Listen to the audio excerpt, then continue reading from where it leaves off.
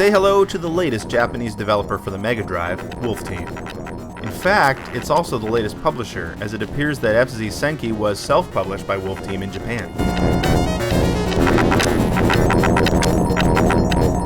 It is 100 years into the future, and all weapons of mass destruction have been outlawed.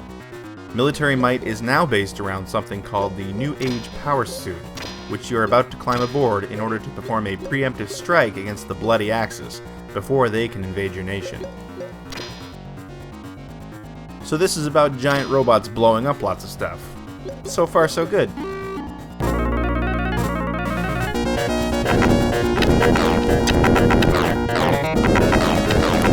Final Zone has got a lot of interesting things going for it. First of all, the isometric view is not something we've seen on a shooter on the Mega Drive up to this point. It gives the game a bit of a three-dimensional look. And most of the stages in Final Zone are of the free-roaming variety. Actually, that's 2 games in a row this episode that experimented with a free-roaming world. Of course, the levels aren't all that big in Final Zone, they just repeat endlessly.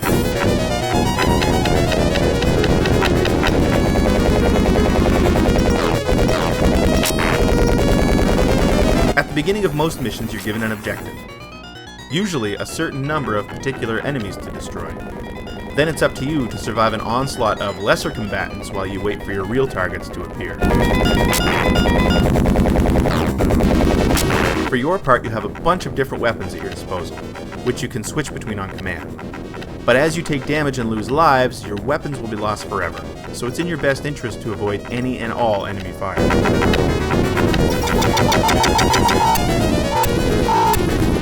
Final Zone kind of personifies most of the Wolf Team library. There are a lot of really interesting ideas here, but the execution leaves a lot to be desired. Those destructible weapons I mentioned? Say goodbye, because you'll lose them quick and never get them back.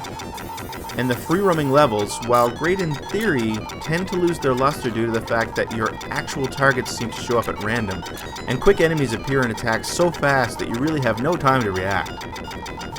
Plus, the isometric viewpoint and the Mega Drive controller don't really play all that nicely with one another.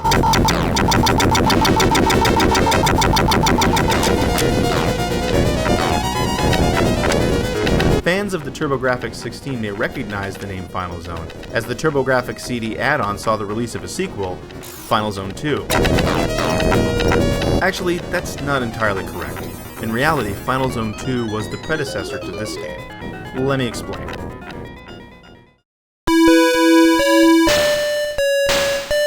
The Final Zone series began life as Final Zone Wolf, released for Japanese PCs like the PC-88 and MSX in 1986.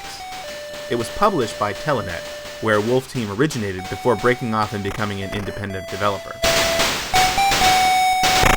Final Zone Wolf was a top-down, squad-based shooter, and by all accounts, it wasn't very good. It featured some interesting ideas, but the gameplay was buggy and generally awful.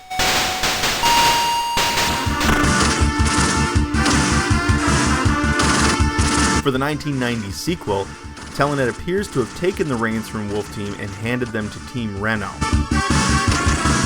This is the Final Zone 2 that TurboGrafx 16 owners will recognize. This sequel was another top-down shooter, though without the squad bits, and it introduced the New Age power suits to the series. It's also famous for its downright awful English voice dub, which is the stuff of legends. Oh!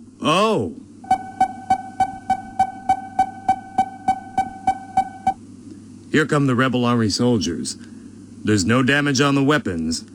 Let me show them some fancy action now. FZ Senki appears to be a Final Zone spin-off that Wolf Team worked on independently, and may have published on its own in Japan. Interestingly enough, Telenet's US subsidiary, Renovation, was the publisher in the US. In fact, this is the first game Renovation published that was linked to its parent company in any way.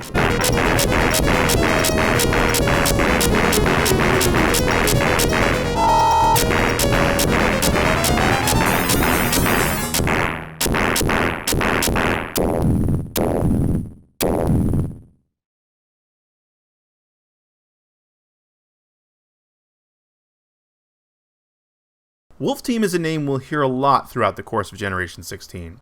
The team was eventually folded back into Telenet, and was one of the more prolific development teams for Sega's Mega CD hardware. The remnants of the team are still around today, though it has been completely restaffed. After being reabsorbed by Telenet in 1993, the team began production on Tale Fantasia. Telenet eventually partnered with Namco and released the game as Tales of Fantasia in 1995. Some of the team left the staff to form Tri-Ace around this time, which has since developed a multitude of great RPGs. Another development group that spun off from Wolf Team is GAO Entertainment. In 2003, Wolf Team was rebranded as Namco Tales Studio and shifted entirely to Namco's control. The Tales Studio was eventually dissolved completely into Bandai Namco Games in 2012.